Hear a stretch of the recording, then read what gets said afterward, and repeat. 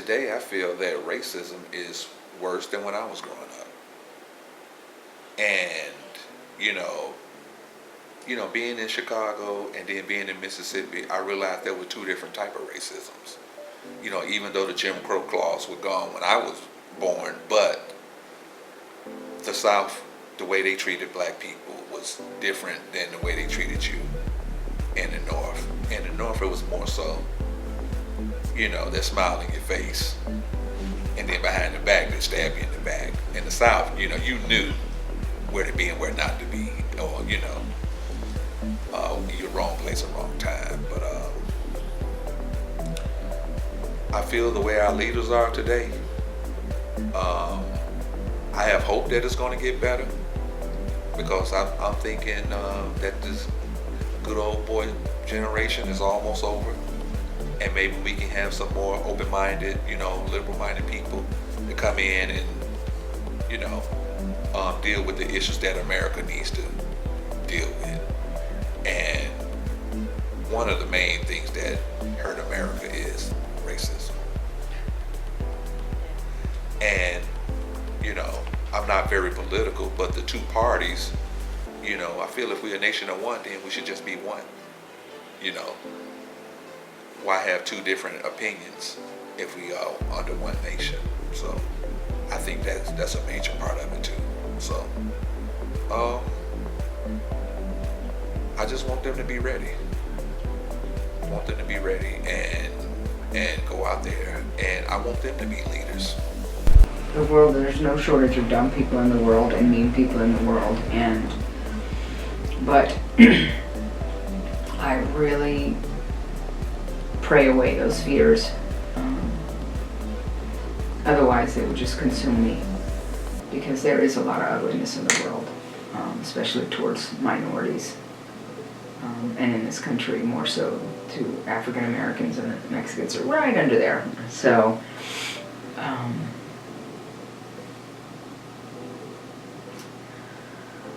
I just pray for it to be better.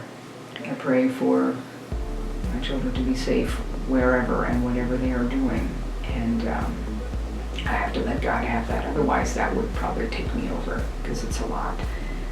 There's a lot of scary things that happen, and my children are here, so no matter what I do or say or feel, they are going to go into the world. So instead of me losing it, I just pray on it, and I pray on them. So I feel that God's in control. He's driving this boat, and it's going to be great. The worries I have, or I would have had if we had, we don't watch TV here. We used to have TV, but I worry that when they see things on TV that they repeat them or think that it builds fear in them. And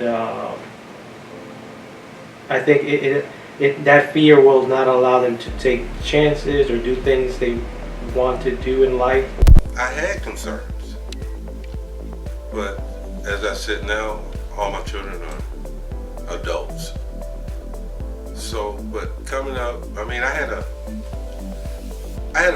white guy to say something to me at once, and we were talking about the situations that young black men have to deal with.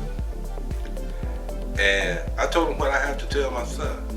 I got to tell my son a certain way that he has to act, as far as if he's approached by an officer, how he should not be caught unawares because of certain situations that may come up in his life, and you look at it and you say, okay, is this about race, or is this about me personally?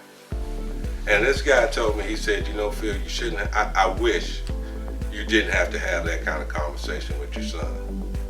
And I told him, I understand that, but this is a society that we live in, so this is the conversation that I have to have with him, because I don't want him to go out there not knowing exactly what the consequences are for him if he goes left. So, I mean, at that, he understands this now. My son understands it. My daughters understand it. I told my daughters, don't put yourself in situations where you could be taken advantage of. They understand that now. Now I hope that they're taking what I gave them and they're going to give it to their children. Because nothing's changed. Nothing's really changed. You know, it might be a little superficial here and there, but everything pretty much is the same. I think where the world is headed, I think we've proven in business that innovation cannot be had without diverse perspectives. And I feel like the way the world is going, we're going back into treating people differently and separating people. And my children know about everything. They know about, you know, homosexuality. We have a very open idea about sharing this with our kids so that they can respect people as human beings first and foremost. So we are very open about that. They aren't the easiest conversations to have because we don't want to plant seeds in a wrong way. Like, we want them to understand that people are human and that we have rights as human beings. I feel like it's sad in society when we have to see people rioting because certain people are not being heard, or when you have the right to say how you feel about something or take a stance that you're treated in a negative way as a result of standing up for your beliefs. So it's hard. It's hard to you know, I always thought, you know, when I was younger that we have freedom, and as you start to, you know, you get older and you mature and you start to learn more about the world, you realize that, do we really have the freedom that we think we have? And how do you communicate that to your children?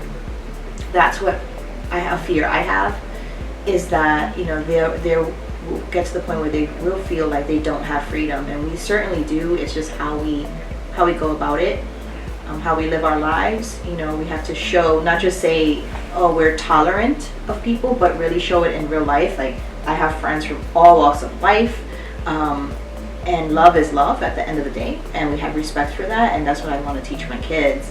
I just feel like still the outside world is not necessarily as forgiving and loving as we want to portray ourselves to be, and I hope that it gets better with the current generation. I'm not sure, and I have worries or concerns for my children. I'm not sure that I have the concerns as I don't know if they're as concerned as I think they should be about the world, but I do remember too talking about my dad about this too, and he remembered telling me about the Cuban Missile Crisis. And I think it was 1962 when I was 2 years old and my sister was 5, and he was taking the train home. And this is where the proliferation of the Cold War was starting to really reach its height. There were no defined boundaries, and he just saying at this point, he remembered taking the train home and saying, I've lived a good life, I've had a full life, but I feel for these kids here. And I always remember that too, and saying, yeah, that thing with my kids is, a gift my father got me when I was in high school, got me a gift subscription to The Economist, which I still get, and it just takes you around the world. You see a world, and I did get that for my nephews. I got the both subscriptions. My kids, I can't engage in sitting down and reading a magazine, and again, that's something I go, here, please read this, and maybe I'll cut out an article and to read it. But just I think there's in our country, and probably this is probably true in all countries except those that are on immediate borders with other countries, where you really have to be aware that if you at any given moment in this, look at the world right now, there are 20 to 30 to 40 wars going on right now, and I tell my daughter who's very aware, my older daughter, of what kind of situations that women are in the society. So really very important for me to raise independent women who don't feel they're subservient to this too, but I go, gosh, you realize around the world is how much women are subjugated, and how much racism and xenophobia and sexism there is.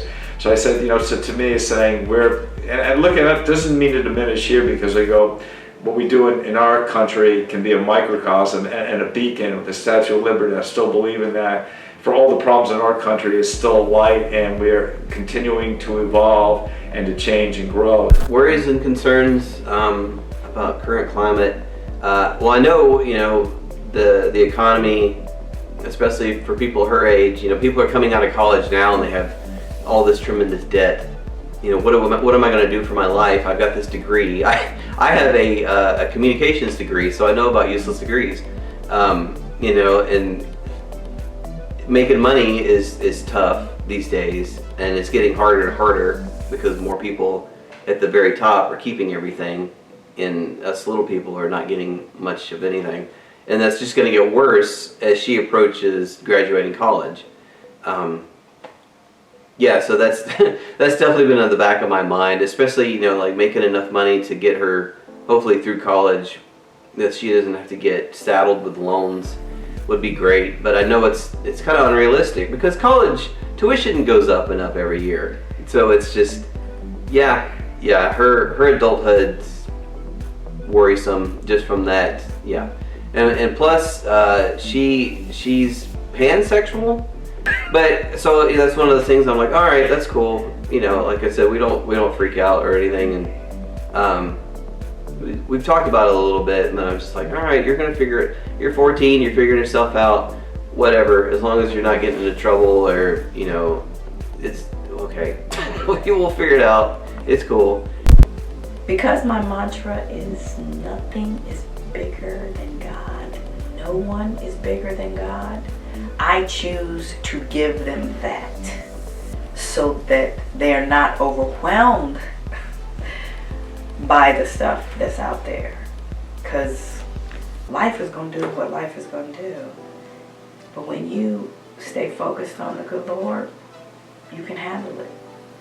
No matter what, you can handle it. I mean, even when we had a presidential election that wasn't as happy as we all would like, I said to them, nothing and no one is bigger than God, period. That's all we gonna say.